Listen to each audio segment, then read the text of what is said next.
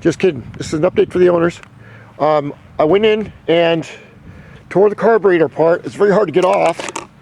But if you see my previous videos, I went in and cleaned out the pilot jet and the main jet. It was not idling. It would only idle when the electric choke was on, which is back in here.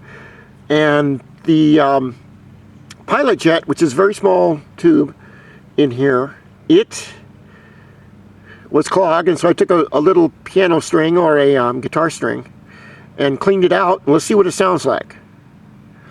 So I'm going to need 2 hands to start it. So what I'm going to do is I'm going to put this camera on the seat, and I'll have to grab the brake with my left hand and turn switch by the right hand. Well, let's see what happens.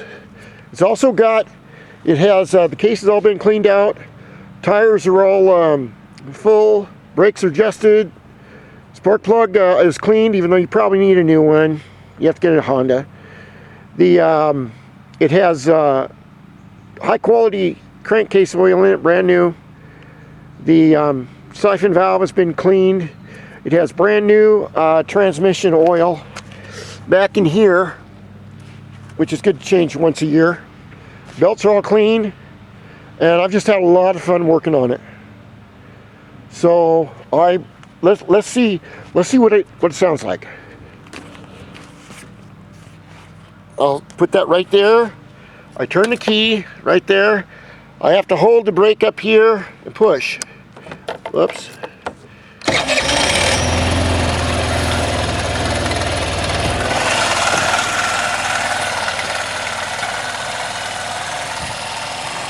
Now with the idle jet clear and running correctly, this bike, if there are no leaks, vacuum leaks, should idle like this all day long. And when you start it, what happens is the choke back in here, the electric choke pulls open a little valve that lets extra gas in to start the cold motor.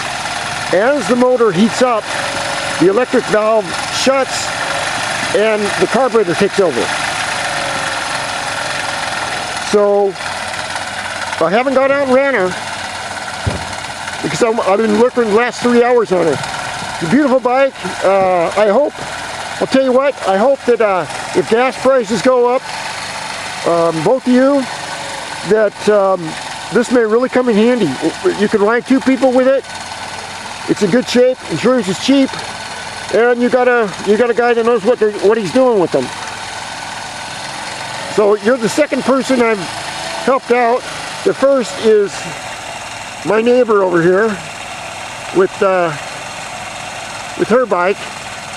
It's 50cc. I've never worked on an 80 before. They're a little bit different, so it took a little longer. But it is a beautiful bike. Oh, one other thing that I would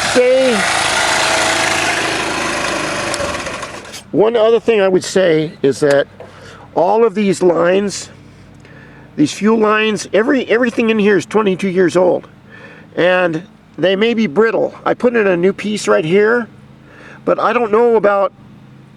I just wouldn't play with the rest of them that much. As far as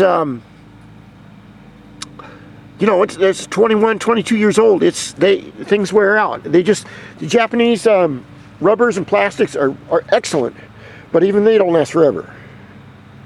So another tip I have is when I found the bike right here with this spark plug cap right here, the cap was sticking out maybe 1/8 of an inch. It wasn't on. So you have to, if you're going to replace the plug, always if you replace the plug, never do it with a hot engine. Okay, an aluminum head and a metal spark plug, it'll strip it out in a second because the metal grabs onto the aluminum threads and will not let go. Only take the spark plug out when the motor is dead cold, like in the morning or something. The rest of it looks good.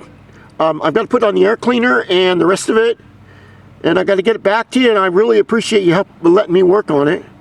Like I said, if I couldn't get this thing to idle, you know what I told you about it, and it does idle. So and it's got my battery in it. So anyway, I'm going to post this, and if you want to come over and drive it around the cul-de-sac and give it a test drive, you're more than welcome to do that. There's nobody. That's what I like about this place. There's nobody here. There's no traffic, unless you live down at this dead-end cul-de-sac with all these professional doctors and electricians and landowners. No one ever comes down here. Okay, I'm going to do my lawn right here with my little Toro, and then I'm going to play with the bike a little bit, put it away. Anyway, to the owners of the little 2001, I really want to thank you for letting me work on it. It was labor of love. It's just, and thank you for letting me make videos on it, because there are other people out there in the world, all over the world, that may need help with this. There's a lot of young men out there, they have no fathers that can show them, or big brothers, or anybody, and they go to YouTube to look for help. And I just, as an old man, I figure, if we don't help our young and teach our young, what good are we old people for? Anyway, I want to thank you both, owners of this bike. All right, signing off. Dio Speed Demon.